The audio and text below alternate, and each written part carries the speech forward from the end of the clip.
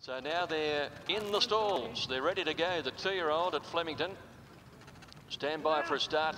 Racing in the first, and Grand Britannia came away okay. Joke and Jim had a heavy bump there with Heaven's Riches at the start. Predator got away well, and Shenanigans seemed to jump okay down on the inside. Hotspur just easing in behind those horses. Ardenay was away well out towards the middle of the course, and also Golden Archer out very wide is showing an abundance of early speed.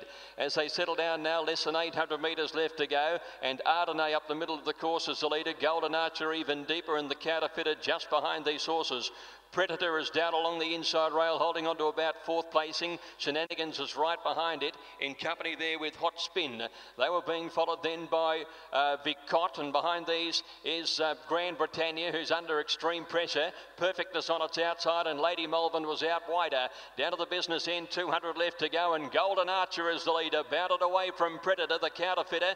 They're followed running on as Hot Spin between horses, but it's Golden Archer with a big lead, about 3 or 4 lengths in front, loping along well, and Golden Archer too good, 2.5 lengths to getting up for second is Hot Spin in front of Predator.